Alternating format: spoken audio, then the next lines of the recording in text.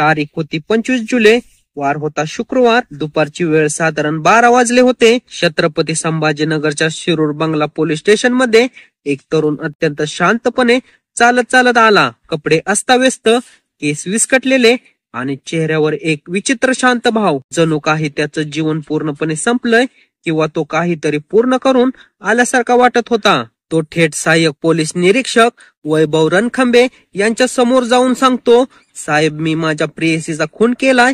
तिचं प्रेत दौलताबाद घाटात फेकून आलोय. हे ऐकून काही क्षण रणखंबे स्तब्ध झाले, कारण त्यांच्या समोर उभा असलेला हा तरुण, त्याच्या चेहऱ्यावर ना पश्चाताप ना घबराट, अगदी जणू मोकळं झाल्यासारखा. रणखंबे सरांनी तत्काळ दौलताबाद पोलीस स्टेशनच्या सहाय्यक निरीक्षक रेखा लोंढे यांना संपर्क केला. संपूर्ण पोलीस यंत्रणा हरकत झाली. दुपारपासूनच घाटात शोध मोहीम सुरू झाली आणि काही तासातच गुलाबी सलवार घातलेला एक विवाहितेचा मृतदेह घाटात सापडला. मृतदेहाची ओळख पटली. ती होती दीपाली गणेश आसवार. वय होतं 23 वर्ष. दीपाली मूळची अब्दी मंडी गावची. 5 वर्षापूर्वी तिचं लग्न झालं होतं वैजापूरच्या शंकर त्रिभुवनशी या तरुणाशी. त्यांना 2 वर्षाची एक मुलगी सुद्धा होती, पण संसार बिघडला भांडण, संशय आणि ताणामुळे. दीपालीने नवऱ्याला आणि मुलीला मागे सोडलं आणि ती आजीच्या घरी परत आली. दीपाली एका वेळी मामाकडे गेली असताना तिची ओळख झाली सुनील सुरेश खंडागळे या 19 वर्षाच्या तरुणाशी. तो तिच्या मामाचा मेहुणा. वयाचं अंतर कमी. दोघांमध्ये मैत्री झाली.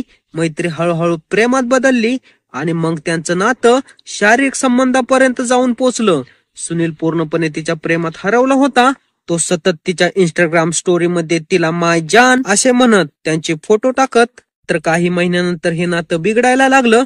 दीपालीने अचानक सुनीलचे कॉल उचलणं बंद केलं. ती त्याच्याकडे पैशाची थेट 1 लाख रुपयाची मागणी करू लागली. त्याचबरोबर धमकी दिली, जर पैसे दिले नाही तर तुझ्यावर बलात्काराचा गुन्हा दाखल करीन. सुनील हळूहळू मानसिकरित्या खचू लागला. प्रेमाचं हे रूप त्याला वेड करत होतं. तारीख होती 23 जुलै रोजी. दीपाली आपल्या बहिणीकडे कन्नड येथे गेली. तिथे सुनीलला फोन करून कळवलं. रात्री दोघांमध्ये बोलणं झालं. त्यानंतर दुसऱ्या दिवशी म्हणजे 24 जुलैला फिरायला जायचं ठरलं. सुनीलने सकाळी वडिलांची दुचाकी घेतली, तिला घ्यायला गेला आणि ते दिवसभर फिरले. वेरूळ, दौलताबाद या ठिकाणी फिरले. रात्री 10 वाजता दोघं पोहोचले दौलताबाद घाटात एका व्ह्यू पॉइंट वर. तिथे काही फोटो काढले गेले, गप्पा झाल्या आणि नंतर रात्री 1:30-2च्या सुमारास अचानक त्यांच्या दोघांमध्ये जोरदार भांडण झालं. दीपाली पुन्हा पैशाची मागणी करत होती आणि सुनीलला वाटत होतं की ती आता त्याचं शोषण करत आहे. वाद इतका भडकला की रागाच्या भरात सुनीलने दीपालीचं डोकं घाटाच्या कथड्यावर आदळलं. ती बेशुद्ध झाली, पण त्याच्यातील कौर्य संपलं नाही. त्याने पुन्हा एकदा तिचं डोकं फोडलं आणि जागीच तिचा मृत्यू झाला. तो मृतदेह तिथून फेकून दिला आणि अगदी शांतपणे, जणू काहीच घडलं नव्हतं अशा भावनेत तो घरी परतला. सकाळी सुनील उठतो, आंघोळ करतो, कपडे घालतो, चहा घेतो.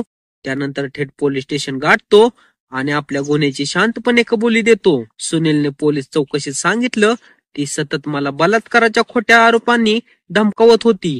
माझी बदनामी करण्याची भीती वाटत होती, म्हणून मला वाटलं बलात्काराच्या आरोपात अडकण्यापेक्षा तिला संपवणं सोपं. दौलताबाद पोलिसांनी मात्र FIR मध्ये नमूद केलं, दीपाली बोलत नव्हती, म्हणून सुनीलने तिला रागाच्या भरात ठार केलं. सुनील सध्या पोलिसांच्या ताब्यात आहे.